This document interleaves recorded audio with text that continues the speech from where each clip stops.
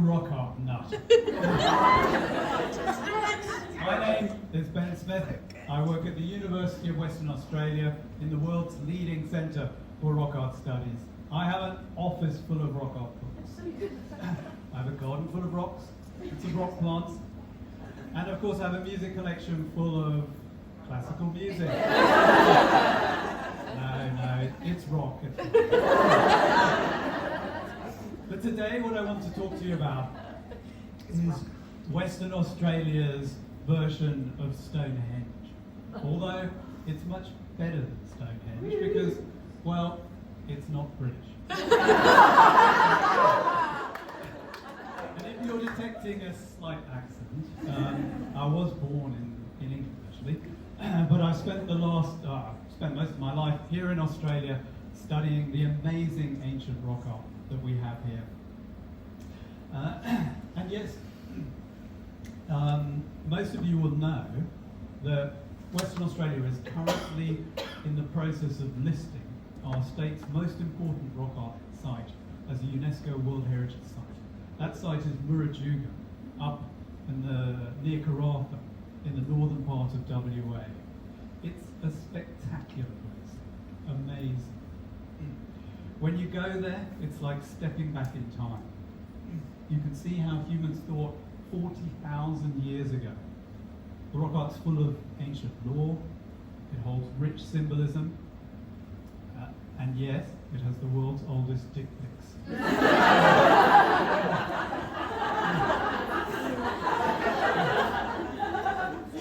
As beautiful as Murujuga is, it's also difficult for me to talk about it. Not least because I'm not Aboriginal, but also because there's a lot of controversy over what Woodside is doing up there and the effects that it's having on the rock art.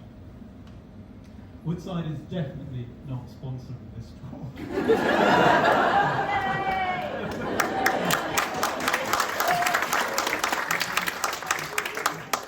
And they've never sponsored my research, honestly.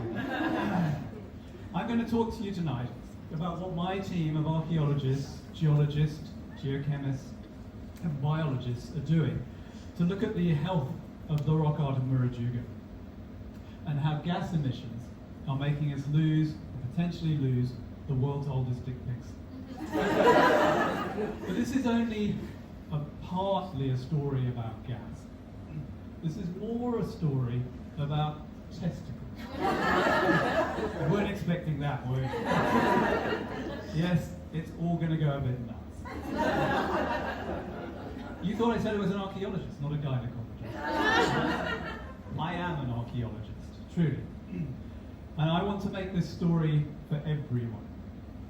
Gay men, I'm going to take you to testicle heaven. Women, I can see the grimaces. What could be less attractive than an entire talk about testicles? Bear with me. There's a silver lining to this. These testicles are not attached to any men. They never have been attached to a man. So, straight men, don't panic.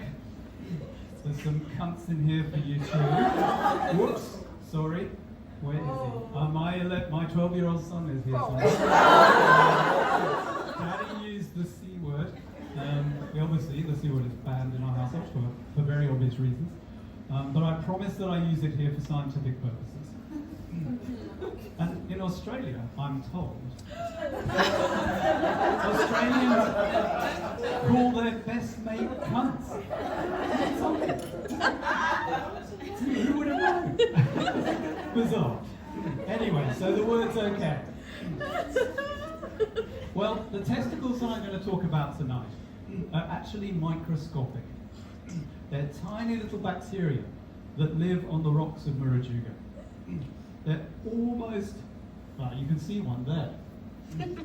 Yes, they look like testicles. I told you. They're almost the only thing that can actually live on these rocks, because in summer, those rocks get to 70 degrees even more. It kills off every living organism except these tiny little testicles. They live for hundreds of years. Now, we all know what testicles make. Trouble. But they also, of course, make sperm. Now, who knows what pH your testicles have to be at in order to make sperm? Does anyone know? Well, it's 7.2 to 7.4. Slightly alkaline. So all the men out there, that's a secret. Slightly alkaline testicles. Back to Murujuga. And it turns out that our little testicles on the rocks are just the same. They can only live and breed on these rocks when those rocks are slightly alkaline. 7.2, 7.4. Exactly the same, in fact, as a human testicle. At all other times, they sleep. Sometimes they sleep for hundreds of years. When conditions are right, they wake up and they flourish, just like real men. And in those rare moments of flourish, they build little roofs above their heads, using iron and manganese from the dust and other stuff. And this has created those beautiful red surfaces that you see in the picture here of Murujuga. Now, you're all wondering what an archaeologist is doing, talking about bacteria. Now, well, this is where I come in. That red outer layer that you can see there at the top, that red outer layer is what people in the past, Aboriginal people, used to use to make ancient rock art.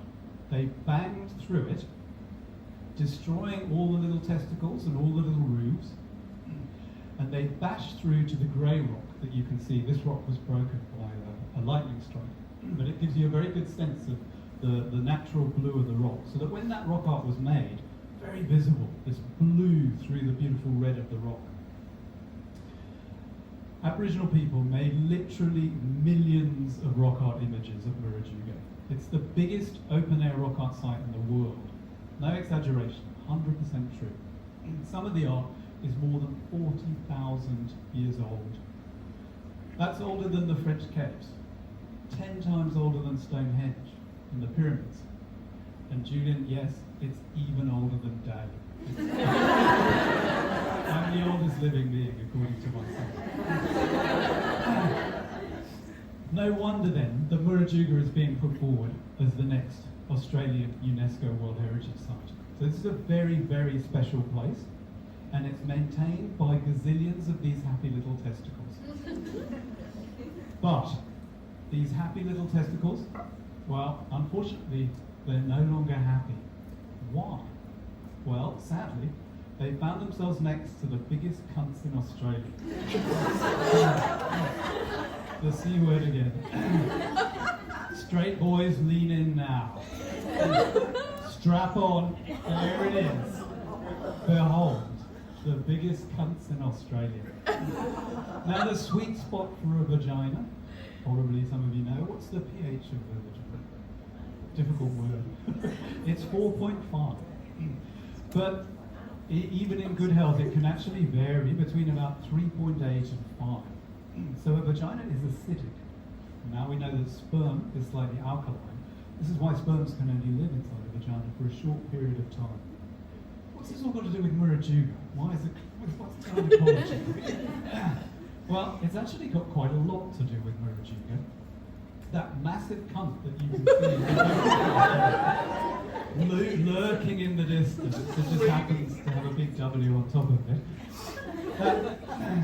So do you have photos of the fertilizer and the ammonia plant as well?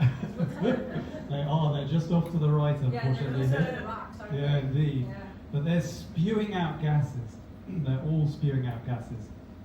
So, metaphorically, they're queefing. Terrible word. Sorry. And guess what the pH of the queef is that's coming out of this plant here? 3.8 to 5. Exactly the range of a real cunt. Who would know? It's the real deal. I wasn't exaggerating. And this is no small queef either. This is thousands of tons of acidic dust every single year. Nowhere is safe. And this highly acidic dust then falls onto our poor little testicles. What does it do to them? It kills them, or at least sends them into 100 years of hibernation. Worse, when this acidic dust mixes with rain and dew, it eats away at the little iron roofs that are over these testicles that they've made over hundreds of years. the whole red surface starts to break down, and the world of the testicles literally falls apart. And of course the rock art is destroyed with it. So all the women here, I ask you a favour. Let these be the first testicles that you've ever cared about. For the gay men, please just add them to your tally. Straight men, yeah, you can focus on the huge cunt. But please work with me on this. We need to tame it. We need to stop it queefing. None of us wants to queef. On that we surely can all agree. If we don't stop the queefs, all that amazing ancient rock art will be gone forever. Now, it's not something I know a lot about, so I googled it. And it turns out there's a whole science to queefing, which we're not going through tonight. But yoga is good. Relaxation, strengthening the pelvic core. All of these are preferred methods. So how do we strengthen the pelvic core of the cunts at Murajuga? Well, actually, it's not that difficult. There are scrubbers that can be placed inside those stats that will reduce the level of acidic pollution to next to zero. Why is Woodside not using them, you ask? Good question. I like this all. And the answer they give me in the bars, those little bars we just talked about in Perth, the answer that their employees give me is that, well, the Western Australian government doesn't force them to use scrubbers, and they can make a lot more money without them. Would they still make money with scrubbers? Yeah, of course, buckets of it. But they don't. So if you remember one thing from my talk, well, it's probably going to be those testicles. I know they're beautiful. But more importantly, when you hear the next propaganda advert on the TV and the radio, we seem to have about one every 10 minutes at the moment, I want you to shout back at it. I want you to tell them to spend their money on scrubbers and not on propaganda. They need to clean up their act, they need to get a life. And as for your little nippers, as they're cradling their own crown jewels, their Woodside branded merch, please think of those poor little testicles up at Murajuga that are currently being exterminated by Woodside's emissions. Murajuga is worth fighting for. If we don't fuck it up, it will survive for thousands and thousands of years. It's survived for 40,000 years already. Let's do our bit, and let's take care of it. Our kids will thank us. Well, probably not Julian. Julian does not approve of my rock art nonsense. But all the other kids will. Spread the word, stop the queefs. Thank you, I've been Ben Smith. Good night.